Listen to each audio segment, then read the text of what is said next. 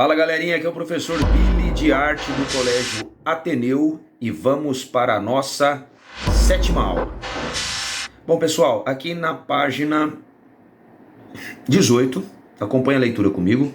Você sabia?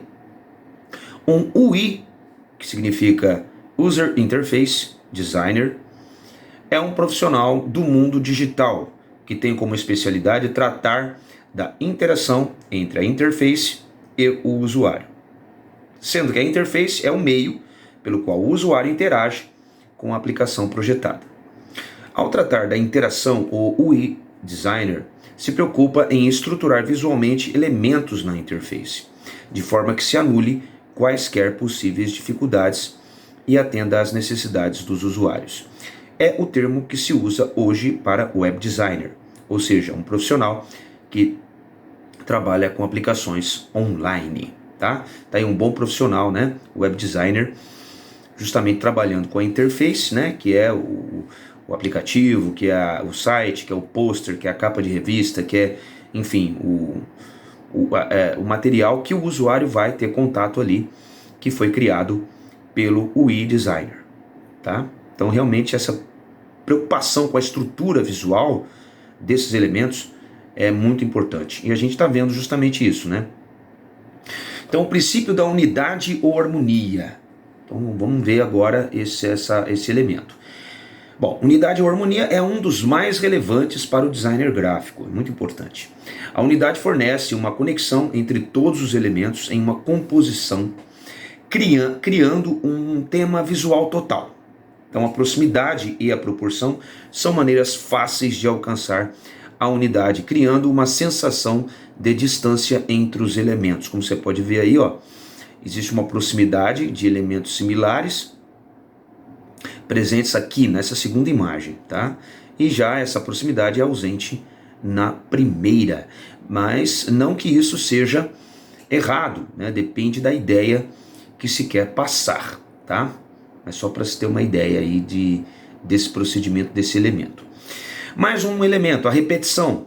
A repetição também auxilia nessa construção quando é baseada em elementos de agrupamento e na repetição da linha, da forma, da cor ou da textura, assim como na direção ou no formato do projeto.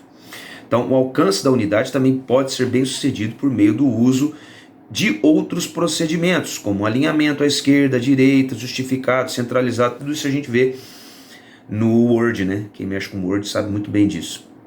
Ritmo e continuação. Então, para criar um projeto de design unificado e harmonioso, o design precisa ter em mente que todos os elementos de uma composição devem trabalhar juntos para criar satisfação visual, aliados a uma eficiência comunicativa. A gente pode ver aqui uma simulação de alinhamento de elementos de texto, tá?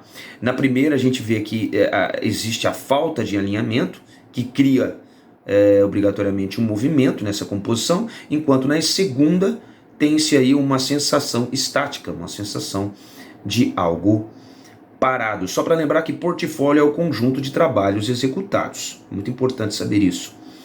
É o conjunto de trabalhos executados ou não, em geral, gráficos de profissionais como designers, arquitetos e artistas gráficos.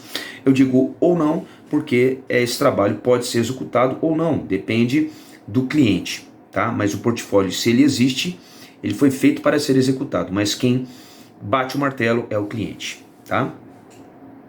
Bom, vamos lá para a página 20. Página 20, arte e design na arte nova. Então, a partir do século XIX, que vai de 1801 até 1900, houve um cruzamento de tarefa, de técnicas e de interesses entre arte e o design. O primeiro momento em que isso fica marcante é no movimento chamado Arts and Crafts, ou Artes e Ofícios, que teve como berço a Inglaterra. Em 1861, o principal expoente do movimento, William Morris, que nasceu em 1834, faleceu em 1896, fundou a empresa Morris Marshall Faulkner e Companhia, direcionada para a produção de mobiliários e de elementos decorativos em geral. Ao final do século XIX, o movimento Artes e Ofícios se associa a outro, chamado Art Nouveau, ou Arte Nova, difundindo-se para o restante do continente europeu, com diferentes nomes. Então a gente pode ver aí nessa imagem Ladrão de Morangos, em 1883, uma pintura sobre tecido ou estamparia de William Morris. E aqui também uma peça central decorativa em vidro e em madeira. Tá? Isso foi feito em 1900. Esse Art Nouveau. Então o termo francês Art Nouveau é usado principalmente para expressões artísticas dentro desse movimento na França e na Bélgica. Na Holanda a tradução é Nieuwe Kunst, usada para se referir aos trabalhos nesse estilo. Na Alemanha e na Áustria o termo alternativo mais comum é Jugendstil. A origem está na revista de arte e literatura Die Jugend, que foi publicada pela primeira vez em Munique em 1896. Assim, a Art Nouveau e a Jugendstil são dois termos gerais que podem ser usados para se referir ao movimento artístico. Tá? Essas nomenclaturas aí de cada país. Zoom. Ainda que um sucessor do movimento inglês Art Nouveau apresenta filosofia um pouco distinta, menos que uma atitude de recusa à indústria, a produção Art Nouveau coloca-se em seu interior, valendo-se de novos materiais do mundo moderno, ferro, vidro e cimento, assim como na racionalidade das ciências e da engenharia. Trata-se de integrar a arte à lógica industrial e à sociedade de massa, desafiando alguns princípios básicos da produção em série, por exemplo. O emprego de materiais baratos e o designer interior, a articulação estreita entre arte e indústria, função e forma, utilidade e ornamento parece ser o objetivo primeiro dos artistas. Então, uma arte basicamente decorativa, tá?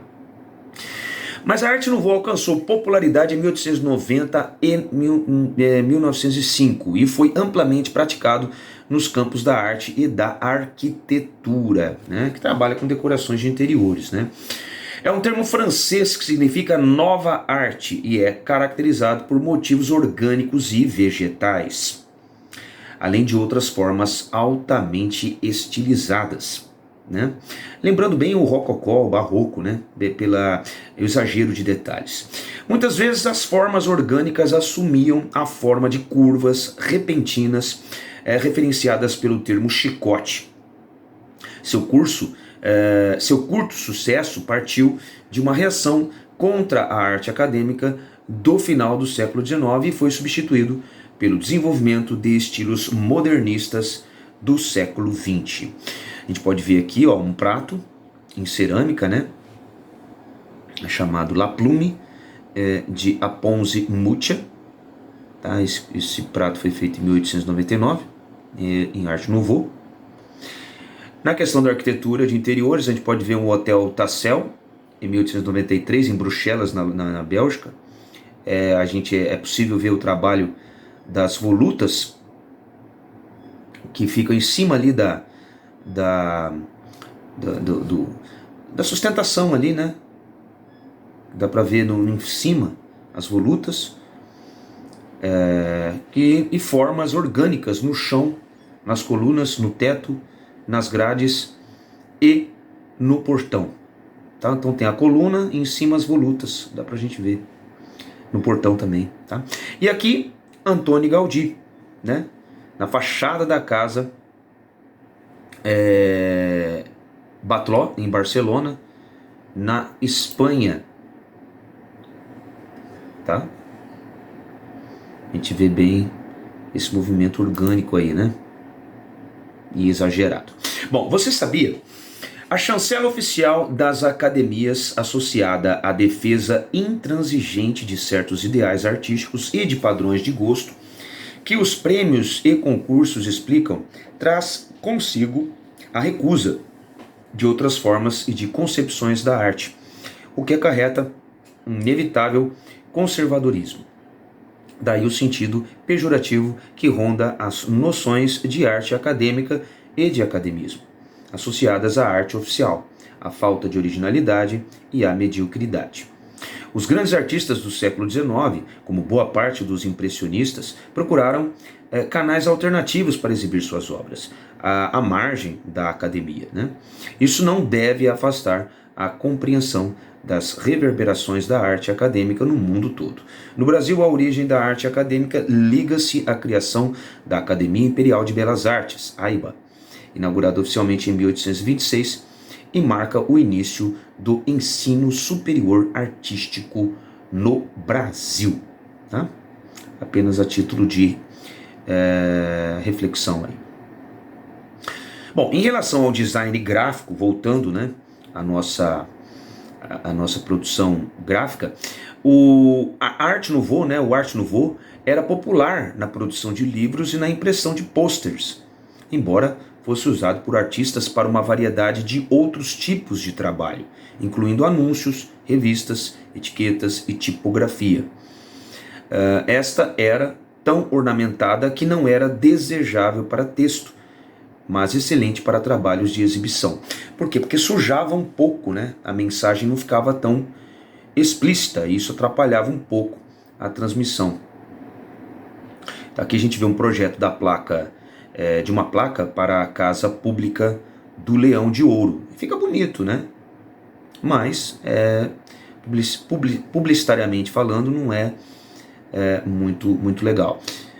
Isso aí fica na cidade de Birmingham, na Inglaterra. É um projeto apenas para uma placa, tá? Bom, a influência da arte nova na arquitetura, no design de imobiliário, né, de interiores, de produtos também é marcante. É possível ver construções da época ainda intactas, como as do arquiteto espanhol Antoni Gaudí, nascido em 1852, morto em 1926, símbolo desse movimento na Espanha, que trazem reflexos do estilo. A gente pode ver aí uma mesa feita aí por Hector Guimard, aproximadamente em 1895, em Paris, na França. A gente percebe os detalhes, né, da decoração aqui. Tá? Bom, pessoal, por hoje é só. Valeu, até a nossa próxima aula. Tchau, tchau, tchau.